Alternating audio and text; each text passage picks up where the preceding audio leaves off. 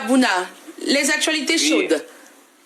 Oui, comme d'habitude, nous avons retenu 2 points pour vous. D'accord. Le premier point, c'est la destruction des kits scolaires à Doropo, à 75 km de la ville de Bouna, à une dizaine de kilomètres du Burkina Faso. D'accord.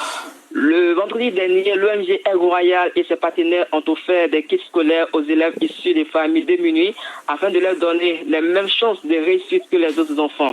Ce kit est composé de plus de 500 manuels scolaires, de plus de 500 cartables et plus de 1000 chaussures destinées aux élèves démunis issus des 14 établissements primaires de Doropo et du lycée moderne de la ville.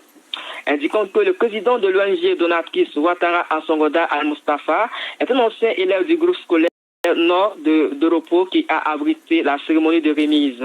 Il a été indigné de voir des élèves aller à l'école sans fourniture scolaire et c'était avec des sacs de riz comme cartable. Il a donc voulu apporter un soutien à travers ce geste. Créé depuis 2021, l'ONG Aigle Royale intervient dans plusieurs secteurs, entre autres l'éducation et la protection de l'enfance en zone rurale, l'autonomisation de la femme rurale, la santé et le bien-être communautaire et la lutte contre la pauvreté. Le deuxième point, il s'agit de la célébration éclatée des 62 ans d'anniversaire du Trésor public. Et dans le cadre des festivités éclatées des 62 ans d'anniversaire du Trésor public, le lundi dernier, la Trésorerie générale de Bouna a organisé une conférence sur la contribution de la circonscription financière de Bouna au développement local. La conférence a été animée par Mohamed Diawara, le trésorier général de Bouna.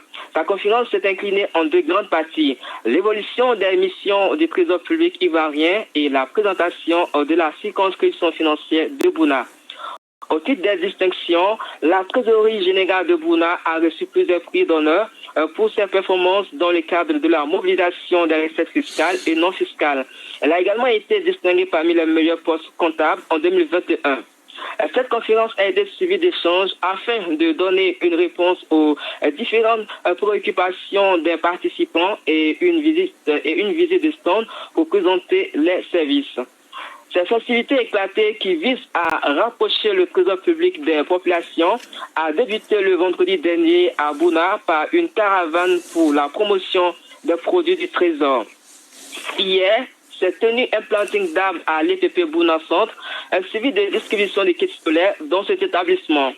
Aujourd'hui, un don est prévu à la maternité de l'hôpital général de Bouna.